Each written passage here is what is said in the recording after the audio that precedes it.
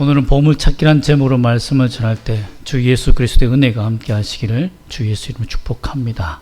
아멘. 자, 소풍기의 꽃이 보물찾기 아닙니까? 저는 학교 생활의 보물찾기보다 어떻게 보면 교회에서 야외에 가서 보물찾기가 그렇게 기억이 납니다. 보물찾기 마지막 다 행사가 마치고 다 모여라 이제 보물찾기를 하면요, 난리가 납니다. 그 도장 찍힌 종이를 찾기 위해서 온 산을 다 뒤집어 놓잖아요. 바위도 뒤집어 놓고 막 땅도 파고 이렇게 합니다. 그런데 못 찾은 사람들은 울고불고 난리가 나고, 찾은 사람들은 2장 3장 찾아서 그것 한 장밖에 얻지 못하지만 2-3장 찾아 숨겨놓고는 주지 않고 하는 일 때문에 난리가 납니다. 저도 찾지 못해서 막 헤매고 있으면 권사님들이 저렇게 식사를 준비하고 계시다가 권사님들이 입으로 이렇게 합니다. 이게 뭐죠? 거기 있다는 거야. 그래서 거기 막 달려가면 아니라고, 저기 있다고 그렇게. 그래서 이제 찾기도 하고요. 참 그런 것을 보면 참 보물 찾기가 뭐라고, 찾으면 참 사람들이 기뻐하고 즐거워합니다. 나중엔 2장씩 있는 사람들은 강제적으로 압수수색을, 몸수색을 당해가지고 간장을 빼서 다른 사람한테 주기도 하죠. 그래서 모든 사람이 다 보물찾기의 기쁨을 누리게 합니다. 그러면서 마지막에 목사님이 이제 한 말씀 하시는데요, 참된 보물이 뭡니까? 라고 묻는 그 말이 참 기억이 납니다. 우리가 세상에서 상품 타보겠다고 그 보물 쪽지를 찾고 다니지만 진짜 우리가 찾아야 되는 인생의 보물은 무엇입니까? 예수 그리스도라는 것입니다. 오늘 말씀을 통해서, 삼손의 일생을 통해서 예수님을 찾는 참된 보물 찾기가 되기를 소망하고 부탁드립니다. 아멘. 오늘 삼손을 보면 블레셋 군대 1000명을 죽이고 목이 말라서 죽어가요. 그때 하나님께서 그 삼손을 기적같이 살리십니다. 왜 삼손은 군대 1000명과, 블레셋 군대 1000명과 싸우게 되었고 왜 혼자 싸우게 되었을까요? 그리고 목이 말라 죽어가는 가운데서 어떻게 살게 되었을까요? 블레셋과 삼손이 이 전쟁을 하게 된 계기는 또 무엇일까요? 당시 삼손은 딥나 지역에 있는 한 여인과 결혼을 합니다. 우리가 많은 사람들이 삼손을 생각할 때 이럽니다. 이스라엘 사람이 어떻게 블레셋 사람과 이방인과 결혼할 수 있지? 라고 하지만 실제 삼손은 그렇지 않습니다. 삼손이 목적이 있어요. 그가 딥나 여인과 블레셋 여인과 살았던 것은 다 목적이 있습니다. 나중에 우리가 말씀에서 살펴보았지만 블레셋 지역에서 그들을 건져낸 이후에 3,000명 되는 유다 사람이 찾아와서 말할 때에 우리가 블레셋 손에 이미 압자당해 있다 라고 말하며 블레셋 손에서 건져내는 것을 싫어합니다. 싫어해요. 그러므로 삼손의 인생은 지배당하고 있는 블레셋 문화 속에서 혼자서 어떻게 보면 독립전쟁하듯이 혼자 싸우고 있었습니다. 거기에서 유일하게 이길 수 있는 방법은 자기의 삶을 희생하는 것이었어요. 어떻게 희생하며 살게 되었을까요? 딥나 지역 한 여인과 결혼하면서 큰 잔치를 펼칩니다. 그때 블레셋 사람들이 30명의 친구를 만들어서 삼손에게 만들어줘요. 그것이 이제 14장에 있는 내용인데요, 그때에 수수께끼 하나를 냅니다. 히브리 원어로 말하면 그것을 그대로 미음자로 연결되는 속담인데요, 퀴즈인데요, 막강한 것에서 막강한 단 것이 나왔다, 마구 단 것이 나왔다, 이렇게 해석하는 게 맞습니다. 미음으로 시작되는 속담을 낸 거예요. M으로 시작하는 단어를 내는데요, 그러니까 삼손은 사자를 죽이고 꿀을 발견한 그 수수께끼를 그들에게 냅니다. 그리고 수수께끼를 맞추면 내가 너에게 선물을 줄게 라고 한 거예요. 근데 블레셋 사람들이 이 속담에 대해서 풀지를 못하니까 그 여인을, 막 결혼한 여인을 협박합니다. 너 이 비밀을, 속담을 우리에게 답을 알려주지 않으면 너를 죽이고 너희 아버지도 죽이고 불태워 죽이겠다. 집을 다 불살라버리겠다. 그래서 이 여인이 남편에게 가서, 삼손에게 가서 밤이고 난지고 옆에서 조잘조잘 울면서 답을 알려달라고 합니다. 여러분, 내 사랑하는 여인이 옆에서 밤낮 잠을 재우지 않으면서 답을 달라고 하면 견딜 수 있겠습니까? 견딜 수가 없죠.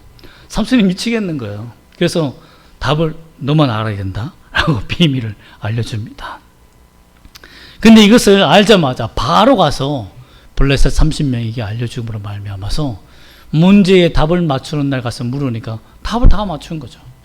그래서 삼손이 이 비밀은 내 아내를 저들이 쥐어짜서 협박해서 답을 얻었구나 라고 하면서 이 너희들이 협박해서 얻었으니까 그 빌미로 말미암아 아스글론 사람 30명을 쳐서 죽이고 거기에서 다 보물을 가지고 와서 그에게 선물을 줍니다. 그리고는 자기 아내를 친구에게 맡겨요. 그리고 성질나서 가버립니다. 그럼 며칠 후에 돌아와서 장인에게 내 아내 다시 찾으러 왔다 라고 하니까 장인이 너가 친구에게 맡긴 것이 나는 친구에게 줘버린 줄 알았다 라고 하며 이 말을 박대는 거 보니까 기가 막히죠? 그죠? 맞습니다. 기가 막힌 사건들입니다.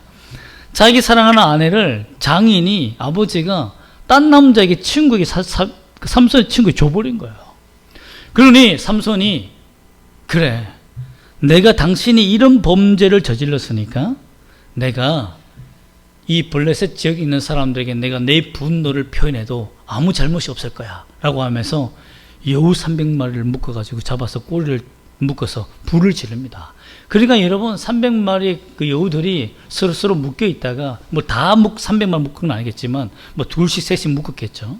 그래서 여우도 어떻게 잡았는지 모르겠습니다. 그게 불어놓으니까 가수원이고 논밭이고 다 태워버리는 거예요.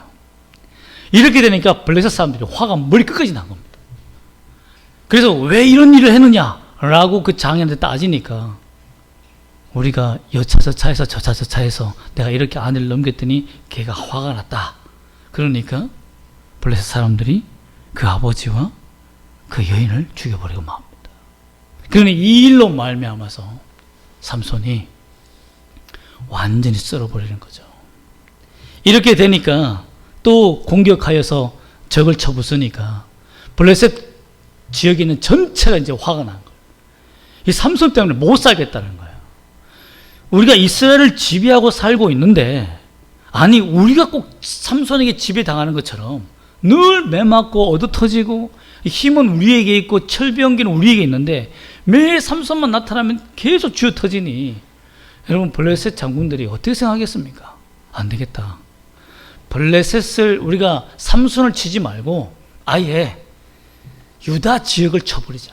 이스라엘을 완전히 쳐서 무너뜨리자 라고 합니다. 그래서 15장 9절 보면 이에 블레셋 사람들이 올라와 유다의 진을 치고 레위에 가득했다라고 표현하고 있는 겁니다. 그러니 전쟁이 일어나게 된 거예요. 유다 지역 사람들은 완전 날벼락 맞은 거예요. 그래서 유다 사람들이 찾아갑니다. 블레셋 사람들에게 왜 전쟁을 하느냐? 우리는 전쟁할 생각이 없다. 너희들에게 이미 항복했고 너희가 우리를 섬기는 우리가 너희를 섬기는 자들이다. 우리는 종이다. 주인이 어떻게 종을 때리느냐? 우리가 잘못이 아닌데 라고 하니까 그러면 삼손을 내어달라고 합니다. 이게 11절 말씀 유다 사람 몇 명이 찾아갑니까? 3,000명이 누구를 찾아갑니까? 삼손을 찾아갑니다. 참 너무 가슴 아픈 일 아닙니까? 삼손은 어떻게 하면 블레셋 사람들을 괴롭히고 이 사람들을 죽일까 생각하고 있는데 유다 사람들은 그 죄악된 문화에 빠져서 이기려고 하지도 않고 뭐 공격하려고 하지도 않고 나라를 독립하고자 생각이 전혀 없어요. 그냥 블레셋의 지배가 좋다. 철기 문명이 좋아. 그들의 첨단 문화가 좋아. 하나님 앞에 나가서 신앙하는 예배, 그 예배는 다 금지되고 멈췄음에도 불구하고 하나님께 예배하는 것보다 세상이 주는 문화와 문명에 빠져서 삼손을 찾아가서 항의를 했다는 겁니다. 참 가슴 아픈 일이죠.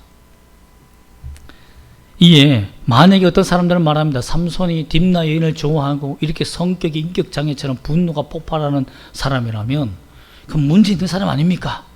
라고 이렇게 얘기하는데, 여러분, 사람이 사이코패스나 소시오패스나 문제가 있으면요, 그 사람들의 말과 단어와 생각들을 다 찾아봅니다.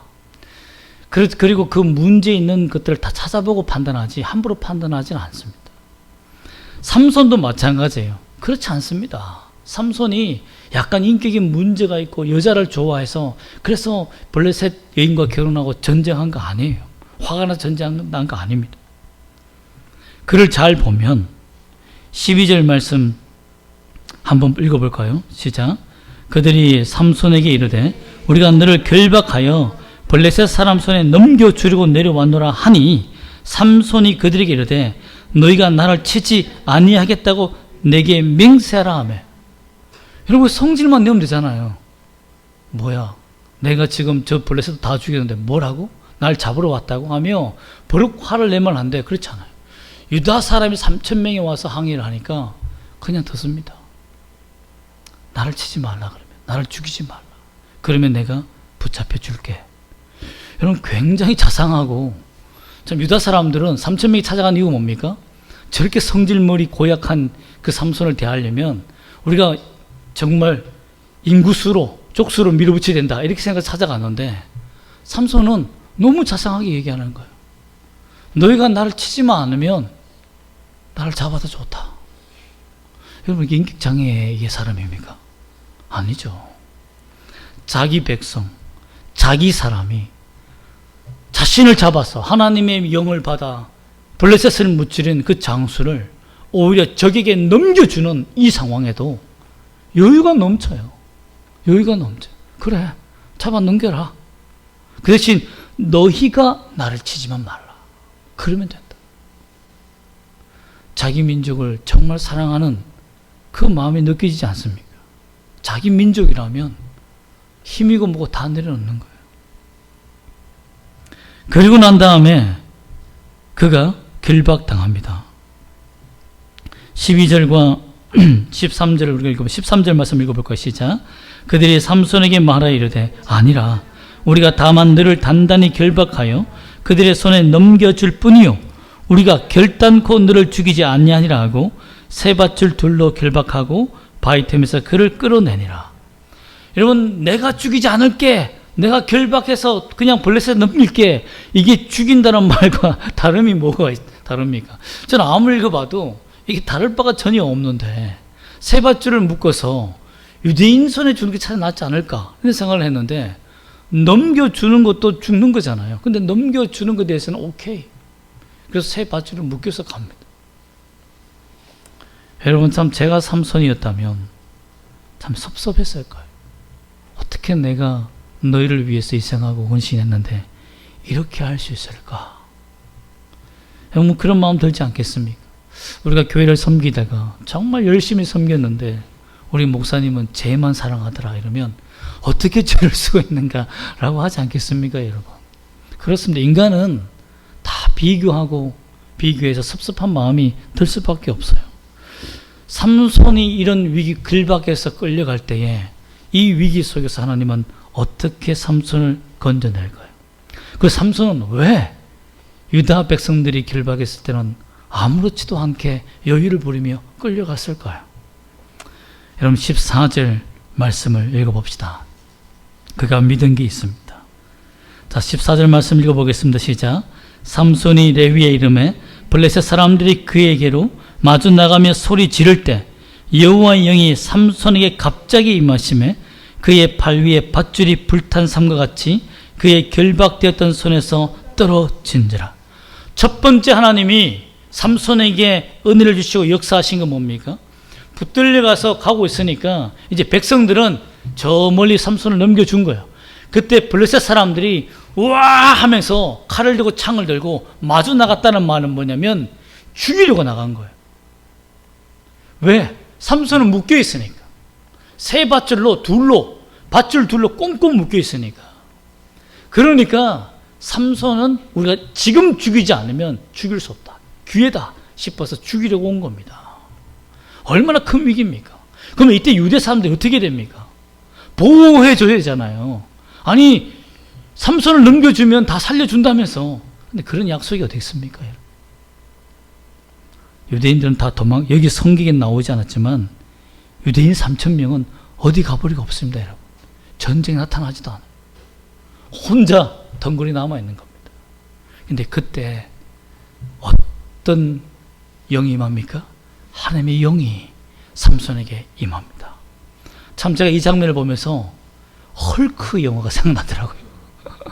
갑자기 막 분나면서 녹색 괴물로 변하면서 옷이 퍽 찢어지듯이, 참 삼손은 고대의 그 명화나 그림을 보면 근육질 남자가 아닙니다. 아주 얇은 소년과 같은 그런 몸이에요. 그런데 성령만 임했다 이러면 막 근육이 불락불락 나온지 모르지만 뭐 옆에 줄 막 톡톡 터져 나가는 거예요. 여러분, 그러니 상상해 보십시오. 막 덤벨로 막 왔는데 갑자기 줄이 퍽퍽 터져 나가니까 깜짝깜짝 놀랐겠죠. 하나님의 영이 초자연적으로 삼손에게 임하신 겁니다. 초자연. 삼손의 삶은 내 백성과 전쟁하는 게 아니었어요. 내 백성과 말다툼 앞에 싸우는 게 아니었어요. 그의 분노를 내 편, 내 사람, 내가 사랑하는 민족에게 내 화와 분노를 쏟아붓는 것에 쓰지 않았습니다. 억울하고 섭섭해도, 외로워도 그 섭섭함을 자기 편에게는 쏟아내지 않았어요. 왜? 자기 편 사람은 지치잖아요. 자기 편 사람들을 괴롭히면 오히려 영적으로 무너지지 않습니다. 그래서 어떻게 합니까? 우리를 괴롭히는 블레셋에게 공격을 하는 거죠. 하나님께서 강력한 힘을 주신 것뿐만 아니라 하나님께서 무기를 하나 준비해 주십니다. 그 무기가 무엇일까요? 15절 말씀 읽어볼까요? 시작. 삼손이 나귀의 새 턱뼈를 보고 손을 내밀어 집어들고 그것으로 1,000명을 죽이고. 제가 갑자기 이 새 나귀 턱뼈라고 하길래 과연 시체는 얼마 동안 썩어야 턱뼈가 나올까, 뼈가 될까라는 걸 한번 찾아봤습니다. 시체가 부패한 단계가 있더라고요. 처음에 죽으면 1시간에 0.8도로 식어가기 시작합니다. 그 다음에 이제 몸 안에 있는 가스가 나가기를 못하니까 팽창합니다. 그리고는 이 안에서 썩어요. 부패합니다. 그 다음에 60일 정도가 지나면, 부패가 한 24일에서 25일 지나는데 60일 정도 되면, 그때 되면 이제 살이 다 사라지고 몸이 마르기 시작합니다. 그때 뼈가 드러납니다. 자, 그렇다면 새 나귀를 하나님께서 그 전쟁에서 새 나귀 턱뼈를 들고 싸우기 위해서 준비하시는 기일이 언제라는 거죠? 60일 전이라는. 나귀가 가다가 갑자기 심장마비로 숨을 턱 거둔 거예요. 하나님이, 나귀는 그랬겠죠. 너무 억울한 거 아니에요? 왜 나를 죽이세요? 라고 했지만 하나님이 천국에서 다 썰 때가 있다.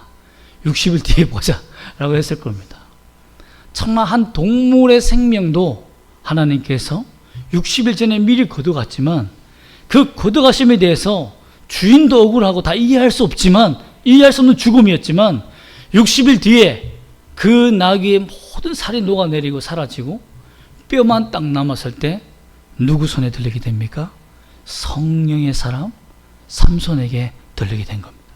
삼손이 딱 둘려보니까 60일 된 턱뼈가 있는 거죠. 너무 오래되면 어떻습니까? 바스라져 버리잖아요.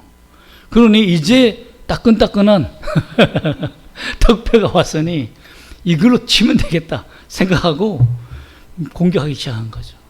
근데 여러분, 여기에서 삼손의 모습을 보십시오.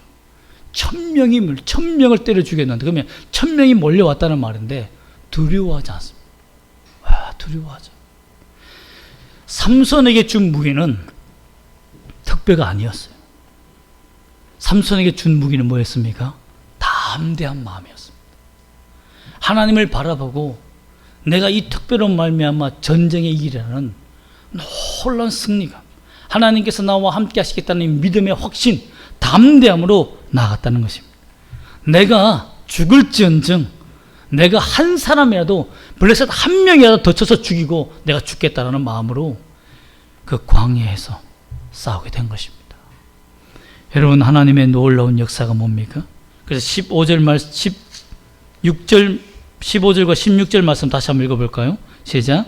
삼손이 나귀의 새 특별을 보고 손을 내밀어 집어들고 그것으로 1000명을 죽이고 이르되 나귀의 특배로 한 더미 두 더미를 쌓았으며 나귀의 특배로 내가 1000명을 죽였도다 하니라. 이 전쟁에서 얼마나 지쳤겠어요. 죽여도 계속 오는 이 1대 1000명 싸울 수 있겠습니까? 그곳에서 싸워 이겨서 승리하게 되는 하나님의 능력을 경험하게 됩니다. 놀라운 기적 같은 일이죠. 그러면서 그 여유를 찾으며 하나님께 시로 찬양합니다. 하나님 때문에 내가 이 나귀의 특배로, 죽은 나귀의 특배로 산 사람, 이 블레셋 사람을 죽였나이다 하며 주께 경배하고 찬미합니다. 여러분, 여기서 이 승리의 의미는 무엇입니까? 하나님의 백성을 압제하는 적 블레셋을 발멸시키는데 자기 인생 전부를 들여도 아무도 남이 알아주지 않고 홀로 싸우는 전쟁이란다 할지라도 하나님이 나와 함께 하시면, 하나님이 나를 부르시면 내가 내 생명 다하여 싸우려는 이 강력한 확신을 갖게 되었다는 것입니다. 이 전쟁에서 삼손은 놀라운 고백과 함께 승리의 고백, 그리고 삼손이 왜 이런 블레셋 여인과 또 블레셋과 결혼하며 이방인의 문화 속에 살았는지를 설명해주는 장면이 나옵니다. 18절 말씀을 먼저 읽어보겠습니다. 18절 말씀 시작. 삼손이 심히 목이 말라 여호와께 부르짖어 이르되 주께서 종의 손을 통하여 이 큰 구원을 베푸셨사오나 내가 이제 목말라 죽어서 할례 받지 못한 자들의 손에 떨어지겠나이다 하니. 자, 여기에 신앙 고백을 보면, 여러분 제가 그랬잖아요. 사이코패스인지 소시오패스인지 다 보려면 그 사람의 말과 단어를 다 보라고 했지 않습니까? 그런데 삼손을 보세요. 그가 믿음이 없는 사람입니까? 아닙니다. 여호와 영이 계속 임하여서 적을 무찔렀어요. 그럼 하나님께서 인도하시는 사람이잖아요. 그런데 어떻게 블레셋 여인과 결혼합니까? 할례 받지 못한 자들이라고 그 입술로 비난하고 있잖아요. 이 말은 뭐냐면 백성들이 나를 도와주지 않으니까. 어떻게 보면 여러분, 일본군 밑에서 일제시대에서 독립군들이 일본 사람들과 결혼하며 살면서 일본의 저격수가 되는 거죠. 자기가 블레셋의 치하에 살면서 아무도 도와주지 않으니까 블레셋을 내가 죽이는 방법이 정당하지 아니하면 여기서 내 백성들이 괴로울 수 있으니까 정당한 방법을 찾아서 괴롭히기 위해서 스파이가 된 거예요. 저는 그렇게 봅니다. 그렇지 않으면 이해가 되지 않는 부분이에요. 여자를 좋아했기 때문에 블레셋 여인을 좋아했다고요. 그렇지 않습니다. 그러면 그 여인을 찾아와야죠.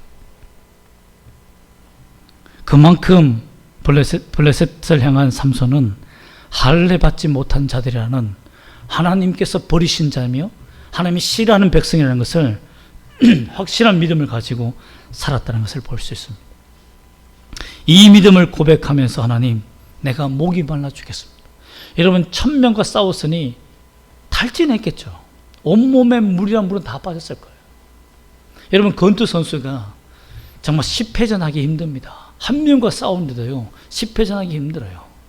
힘이 좋아서 여러분 한 대 때려서 급소만 때리면 되지만 블레셋 장군들은 다 철과 병기를 입고 덤볐습니다.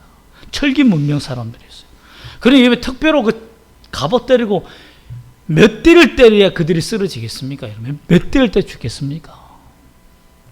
그만큼 여러분 힘든 전쟁을 하고 나니 탈진에서 쓰러져서 하나님, 내가 여기에서 이제는 기진맥진하여 목이 말라 목이 붙어서 죽습니다.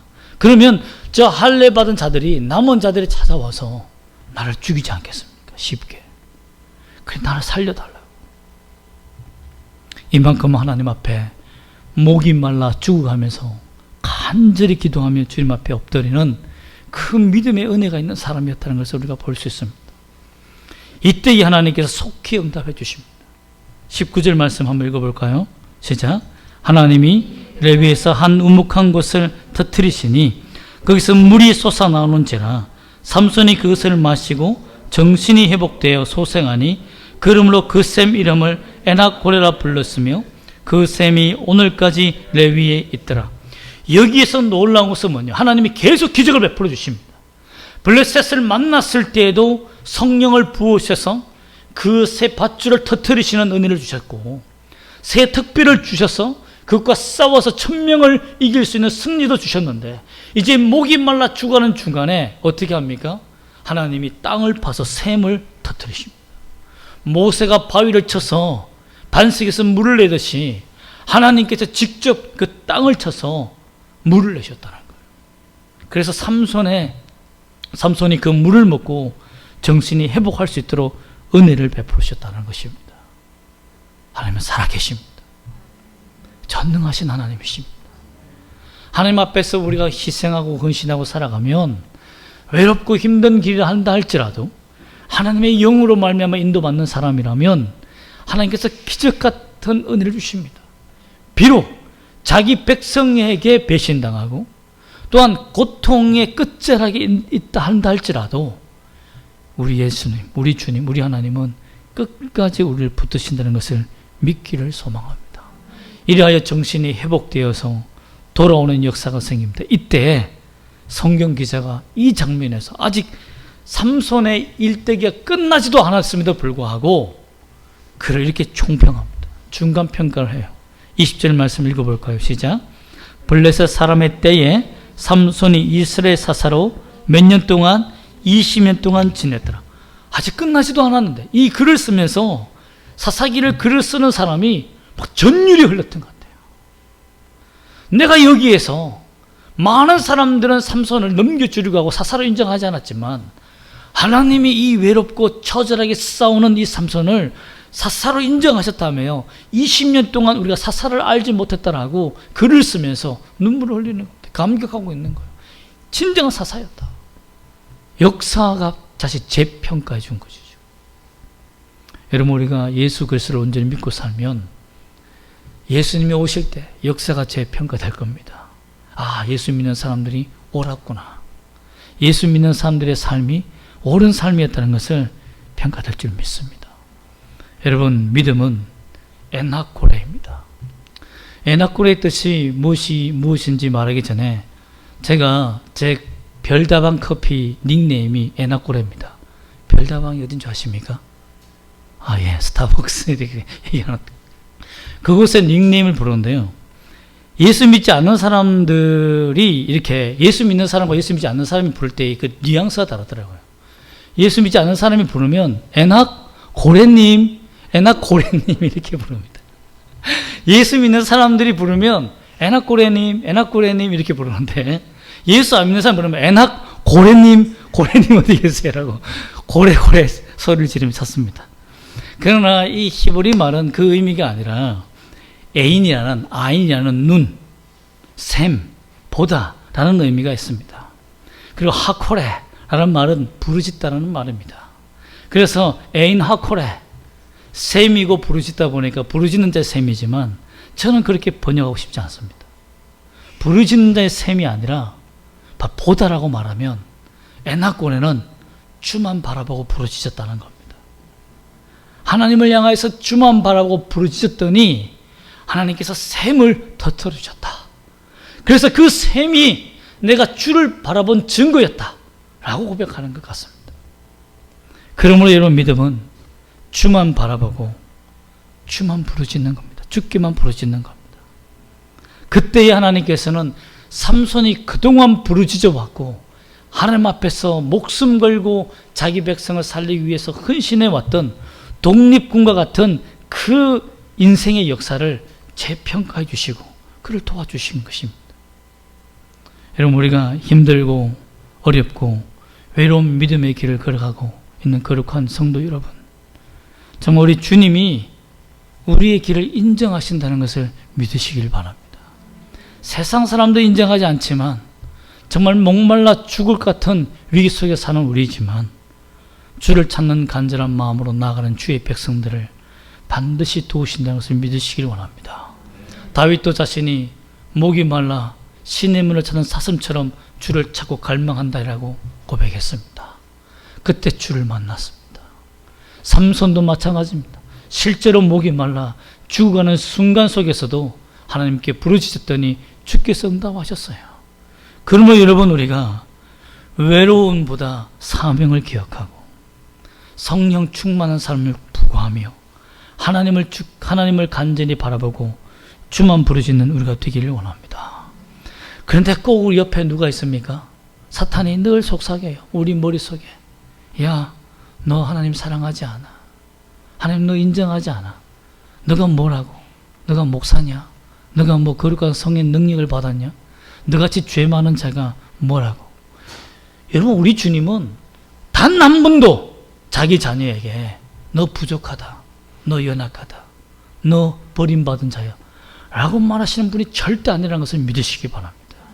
우리 주님은요, 외롭고 처절하고 아파 있는 자녀를 부모가 더 불쌍히 여기듯이 고통 중에 있는 백성을 주님은 더 아파하시고 손 내밀어 주십니다. 그러므로 주님, 내가 주만 바라봅니다 라고 주만 부르짖는다는 이 고백을, 에나꼴의 고백을, 이 믿음을 회복하시기를 원합니다. 예수님은 히브리서 13장 5절 말씀에 이렇게 말씀하십니다. 돈을 사랑하지 말고 있는 바를 족한 줄로 알라. 그가 친히 말씀하시기를 내가 결코 너를 버리지 아니하고 너희를 떠나지 아니하리라 하셨느니라. 이 말은 뭡니까? 돈 좋아하면 주님 떠난다는 거예요. 주님이 너와 함께 있다는 것을 모른다는 겁니다. 왜? 돈이 함께 있으니 뭐가 부족합니까? 그렇지 않습니까? 여러분, 정말 하나님이 돈이 필요했다면 스티븐 잡스 있잖아요. 회개시키면 되죠. 그렇지 않습니까? 그 한 사람만 회개시키면 끝나는 거 아닙니까? 근데 그렇지 않습니다. 하나님은요, 연약하고 주께 부르짖으며 간절히 엎드린 자리에 그 근심과 은혜와 믿음을 원하신다는 겁니다. 그렇기 때문에 주님께서 내가 결코 너를 버리지 아니한다는 말은 뭡니까? 버려짐을 당하는 그 고통과 아픔과 외로움과 처절한 삶 속에 빠진다는 거예요, 성도들이. 그런 고통과 어려움 속에 빠져 살 때에 주께서 너를 버리지 않는다는 것을 믿으라, 이 말입니다. 여러분, 그러면 주님이 지켜주시고 보호해 줄 줄 믿습니다. 우리 인생의 보물찾기는 즉 에나코레입니다. 하나님을 찾고 부르짖는 것입니다. 주를 만나는 거예요. 마태복음 13장 34절에서도 천국은 마치 밭에 감추인 보화와 같으니 사람이 이를 발견한 후 숨겨두고 기뻐하며 돌아가서 자기의 소유를 다 팔아 그 밭을 샀느라. 예수를 만나면 자기가 있는 모든 것을 팔아 주께 드릴 만큼의 열정과 은혜가 있다는 거예요. 내가 가는 길이 틀렸다는 것을 알고 돌이킨다는 겁니다. 마태복음 6장 21절에서는 내 보물이 있는 그곳에 너의 마음도 있다. 그러므로 예수님을 찾은 사람, 보물을 찾은 사람은 그 마음이 누구에게 있는 겁니까? 예수님께 있는 겁니다. 주님은 그 사람을 사랑하십니다. 주님이 사랑하는, 주님이 기뻐하시는 여러분 되시기를 주 예수 이름으로 축복합니다. 아멘. 기도하겠습니다.